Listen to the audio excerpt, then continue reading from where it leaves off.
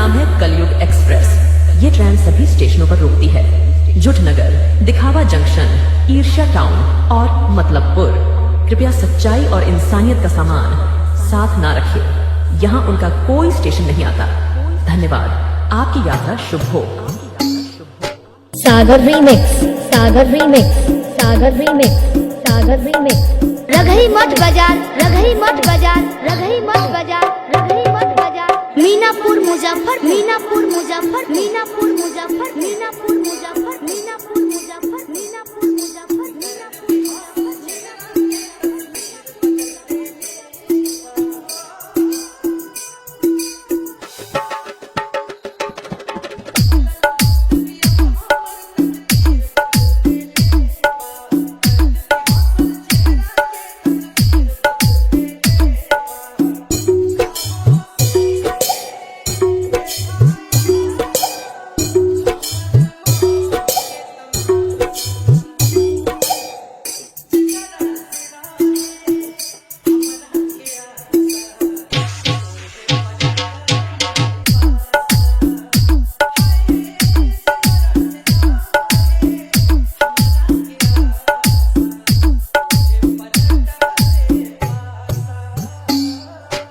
मैं ऐसा तुझसे मांगूंगा नहीं, क्योंकि जो दिल में है वो तू बेहतर जानता है। मैं बस तुझसे इतना कहता हूँ कि वो जहाँ भी रहे, जिसके साथ भी रहे, बस हमेशा खुश रहे। सागर रीमिक्स, सागर रीमिक्स, सागर रीमिक्स, सागर रीमिक्स। रघई मठ बाजार, रघई मठ बाजार, रघई मठ बाजार, रघई मठ बाजार। मीनापुर मुजफ्फर, मीनापुर मुजफ्फर, मीनापुर मुजफ्फर, मीनापुर मुजफ्फर, मीनापुर मुजफ्फर, मीनापुर मुजफ्फर, मीनापुर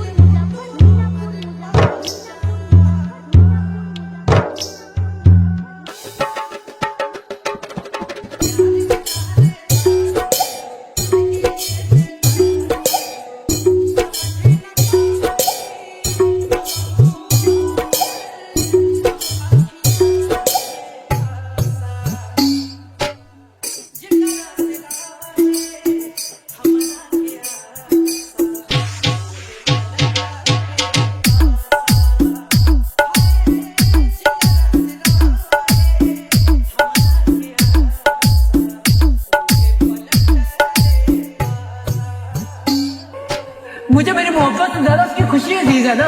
और अगर वो मुझे छोड़कर खुश है तो फिर ये शिकायत कैसी? हाँ यला उसके हिस्से के जितने दुख तकलीफें दर्द जो कुछ भी है ना, तो वो सारा का सारा मुझे दे दे। सागर रीमिक्स, सागर रीमिक्स, सागर रीमिक्स, सागर रीमिक्स। रघई मठ बाजार, रघई मठ बाजार, रघई मठ बाजार, रघई मठ बाजार। मीनापुर मुजफ्फर, मीनापुर मुजफ्फर, मीनापुर मुजफ्फर, मीनापुर मुजफ्फर, मीनापुर मुजफ्फर, मीनापुर मुजफ्फर, मीनापुर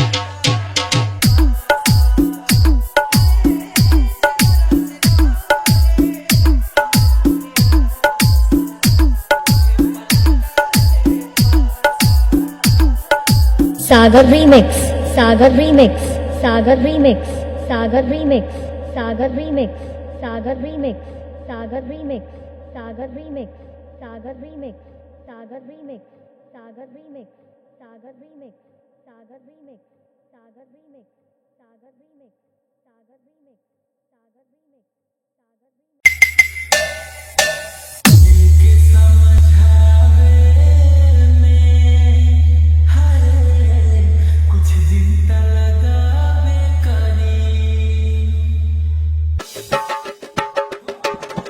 मैं बस तुझसे इतना कहता हूँ कि वो जहाँ भी रहे, जिसके साथ भी रहे, बस हमेशा खुश रहे।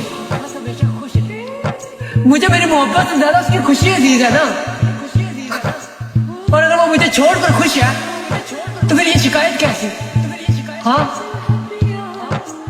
यला उसके हिस्से के जितने दुख तकलीफें दर्द जो कुछ भी है ना, तो वो सारा का सारा मुझे दे दे, उसको कुछ भी ना करी बस, वो हमेशा खुश रहे, वो बहुत एहसास है अल्लाह, बहुत प्यारी है वो इन तकलीफों के लिए नहीं बनी। छोटी छोटी तकलीफ आती है तो वो रो देती थी, तो उसको बस कोई तकलीफ ना दे, जो कुछ भी है तुम सारा का सारा मुझे दे दे, बस वो हमेशा खुश रहे। तूने उसको बनाई इतना प्यार है, मैं तो क्या, मेरी जगह पे कोई भी होता तो वो भी उससे इतनी टूटकर प्यार करता जितना मैं कर रहा हूँ, और सिर्फ प्यार के काबिल है।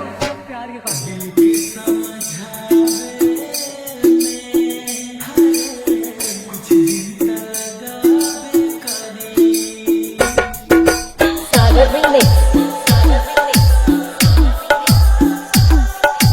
रघरी मत बजा मीनापुर मुजफ्फरपुर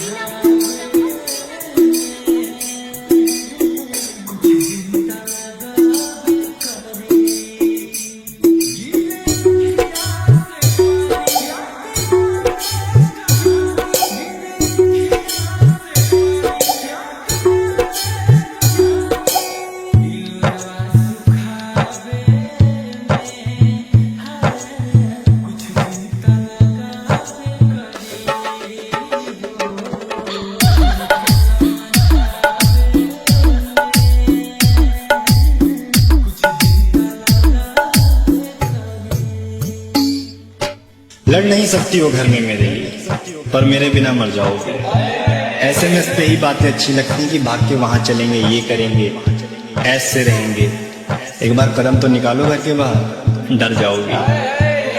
माना बहुत बड़ा शहर है ये हमारी आज़ादी के लिए, पर ये भी तो सोचो अपनों से छुप कर किधर जाओगी। और भाग के इसलिए भी नहीं कर सकते हम शादी तुमसे, और भाग के इसलिए भी नहीं कर सकते हम शादी तुमसे, पुलिस का एक चाटा पड़ा नहीं कि तुम हमारी मोहब्बत से मुकर जाओगे। सागर रीमिक्स रघरी मत बजा मीनापुर मुजफ्फरपुर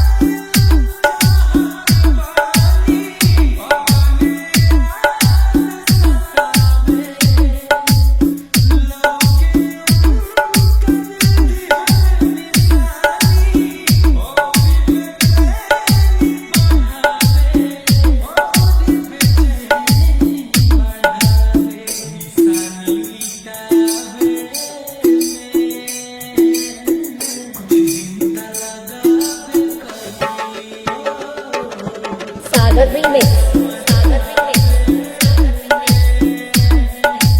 रघरी मत बजा चलो क्यों ना एक महफिल सजाई जाए, जितनी बिछड़ी हैं सबकी महबूबाएं बुलाई जाए।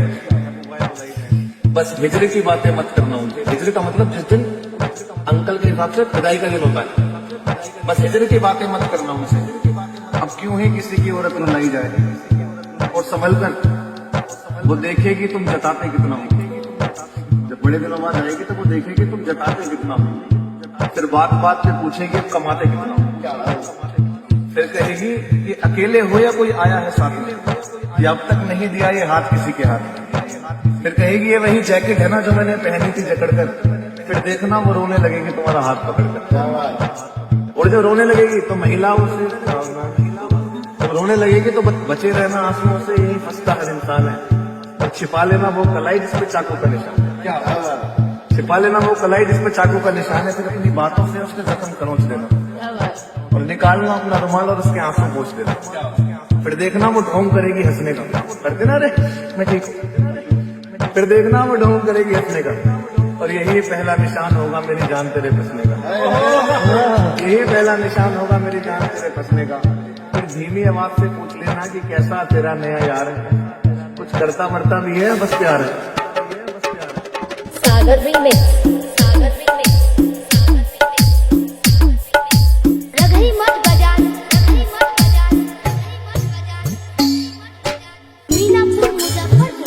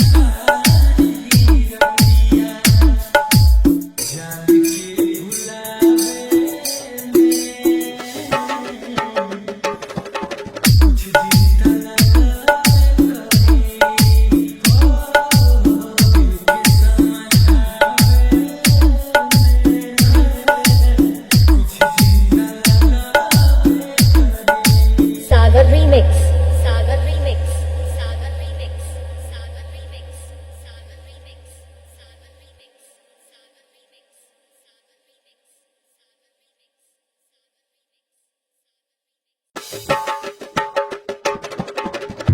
वो कहते हैं कि जिंदा रहे तो फिर मिलेंगे, और मैं कहता हूं कि फिर मिलेंगे तो जिंदा रहेंगे ना। दुनिया का सबसे ज्यादा बड़ा दर्द क्या है? दुनिया का सबसे बड़ा दर्द अपने मनपसंद शख्स को किसी और के साथ देखना।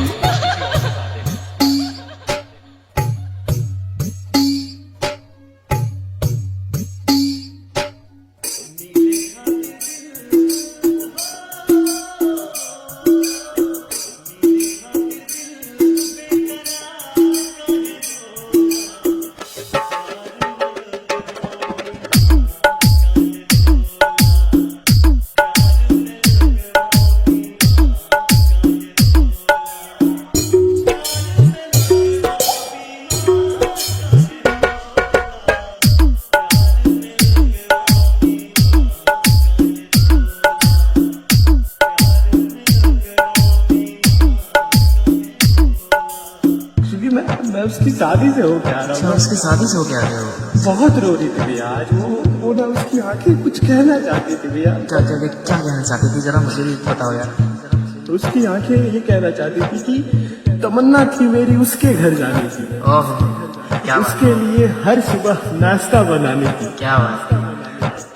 तमन्ना थी मेरी उसके घर जाने की, उसके लिए हर एक सुबह नाश्ता बनाने की, पर कुछ ऐसे हादसों में उसे खोना पड़ा और मंडप सजी हुई थी, वो दूर से बैठकर देखता रहा। अच्छा, उसकी खामोश कतल से मुझे दामन भिगोना पड़ा। सबको लगा कि जुदाई की आंसू बहाए मैंने, नहीं दरअसल मुझे उसके लिए रोना पड़ा। सागर रीमिक्स, सागर रीमिक्स, सागर रीमिक्स, रघई मत बजान, रघई मत बजान, मीनापुर मुजफ्फरपुर।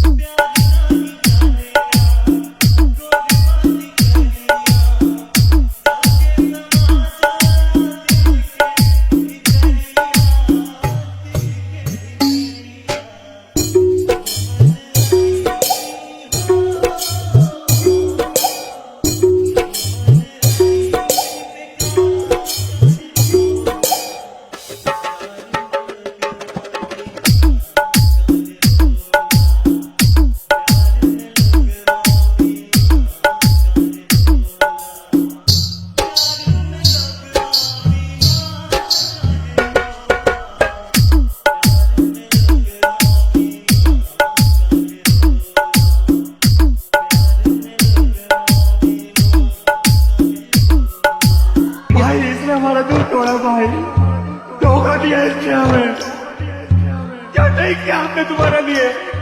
अरे सच्चा प्यार करते थे तुमको हम।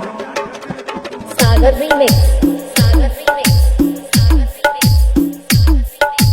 रगई मत बजा, रगई मत बजा, रगई मत बजा। मीनापुर मुजफ्फरपुर, मीनापुर मुजफ्फरपुर।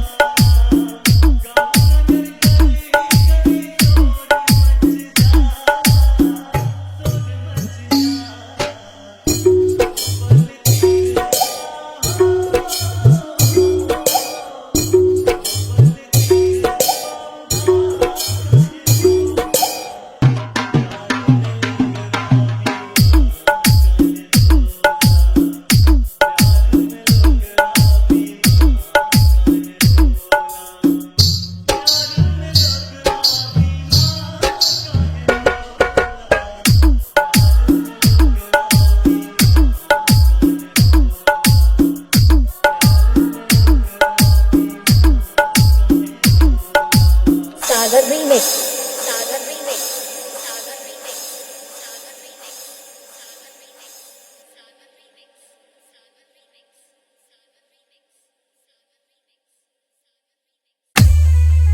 हम के मिलो में जन्म में ना होई पड़ोस के मम्मी ला बता कही कोई ए जाना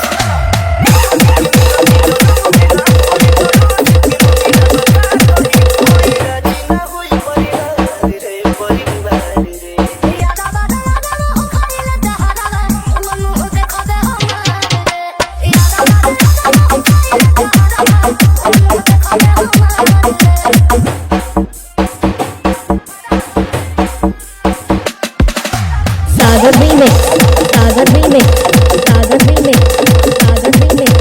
रगई मत बजा, रगई मत बजा, रगई मत बजा। मीनापुर मुजफ्फर, मीनापुर मुजफ्फर, मीनापुर मुजफ्फर, मीनापुर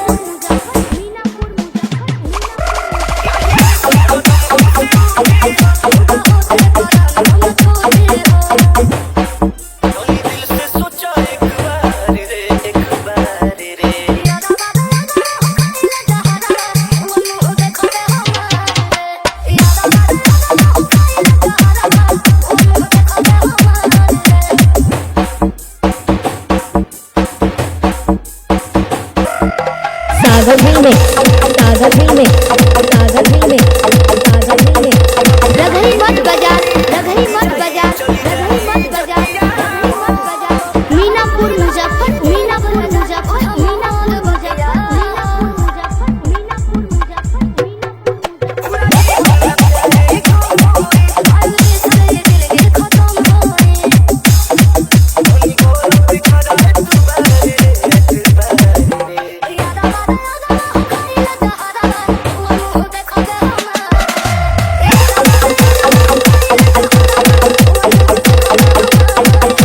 सागर रीमिक्स, सागर रीमिक्स, सागर रीमिक्स, सागर रीमिक्स, सागर रीमिक्स, सागर रीमिक्स, सागर रीमिक्स, सागर रीमिक्स, सागर रीमिक्स, सागर रीमिक्स, सागर रीमिक्स, सागर रीमिक्स, सागर रीमिक्स, सागर रीमिक्स, सागर रीमिक्स, सागर रीमिक्स, सागर रीमिक्स।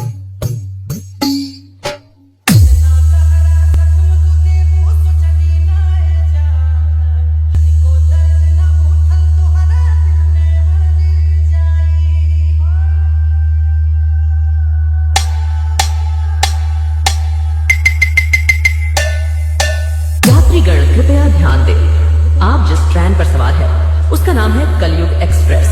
ये ट्रेन सभी स्टेशनों पर रुकती है। जुटनगर, दिखावा जंक्शन, ईर्ष्या टाउन और मतलबपुर। कृपया सच्चाई और इंसानियत का सामान साथ ना रखें। यहाँ उनका कोई स्टेशन नहीं आता। धन्यवाद। आपकी यात्रा शुभ हो। सागर रीमिक्स, सागर रीमिक्स, सागर रीमिक्स, सागर रीमिक्स। रगई मत बाजार, रगई मत बाजार, रगई मत बाजार, रगई मत बाजार। मीनापुर मुजफ्फर, मीनापुर मुजफ्फर, मीनापुर मुजफ्फर, मीनापुर मुजफ्फर, मीनापुर मुजफ्फर, मीनापुर मुजफ्फर, मीनापुर मुजफ्फर।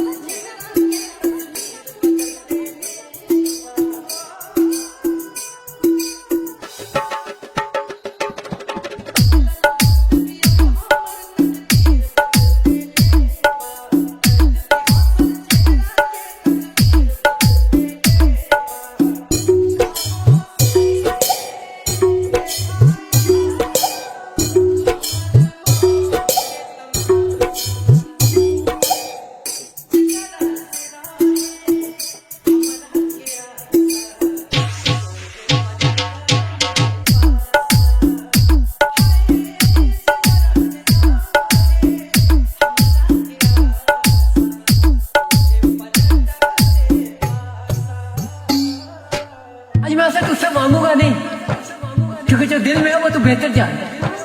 मैं बस तुझसे इतना कहता हूँ कि वो जहां भी रहे, जिसके साथ भी रहे, बस हमेशा खुश रहे। सागर रीमिक्स, सागर रीमिक्स, सागर रीमिक्स, सागर रीमिक्स। रघई मठ बाजार, रघई मठ बाजार, रघई मठ बाजार, रघई मठ बाजार। मीनापुर मुजफ्फर, मीनापुर मुजफ्फर, मीनापुर मुजफ्फर, मीनापुर मुजफ्फर, मीनापुर मुजफ्फर, मीनापुर मुजफ्फर, मीनापुर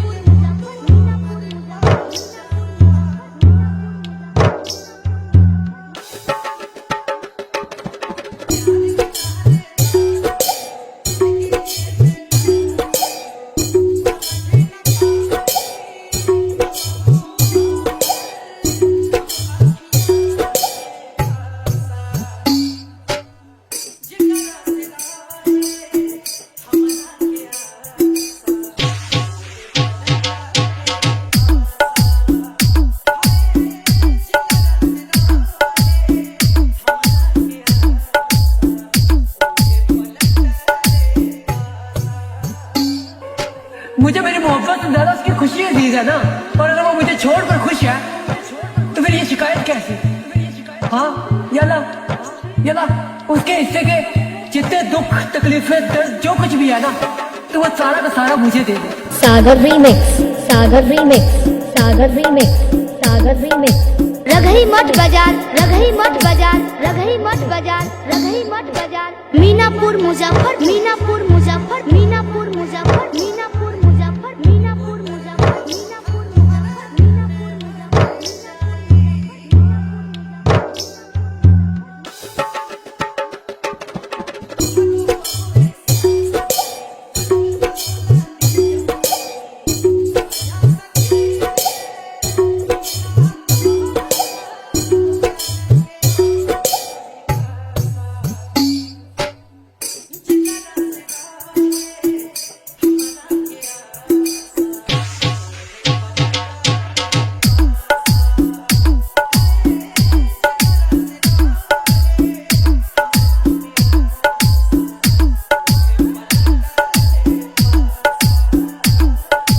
सागर रीमिक्स, सागर रीमिक्स, सागर रीमिक्स, सागर रीमिक्स, सागर रीमिक्स, सागर रीमिक्स, सागर रीमिक्स, सागर रीमिक्स, सागर रीमिक्स, सागर रीमिक्स, सागर रीमिक्स, सागर रीमिक्स, सागर रीमिक्स, सागर रीमिक्स, सागर रीमिक्स, सागर रीमिक्स, सागर रीमिक्स, सागर रीमिक्स।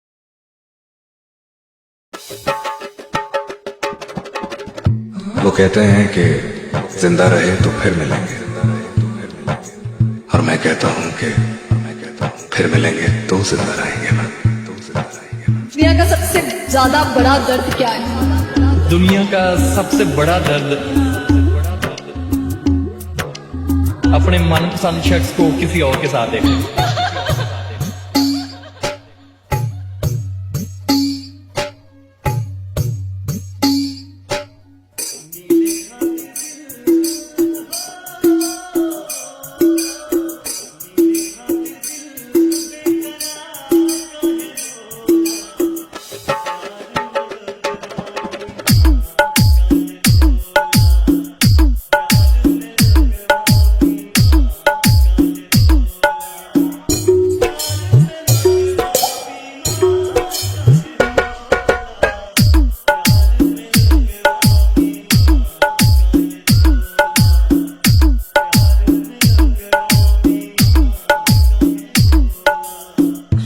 मैं उसकी शादी से होके आ रहा अच्छा, हूँ। उसकी शादी से होके आ रहे हो? बहुत रो रही थी भैया आज वो ना, उसकी आंखें कुछ कहना चाहती थी भैया। क्या क्या क्या कहना चाहती थी, जरा मुझे भी बताओ यार।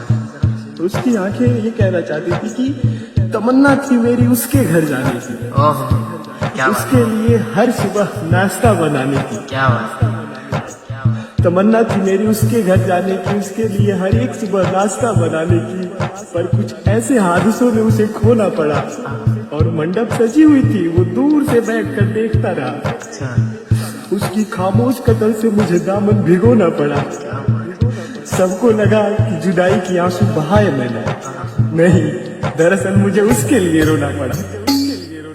सागर रीमिक्स, सागर रीमिक्स, सागर रीमिक्स, रघई मठ बाजार, रघई मठ बाजार।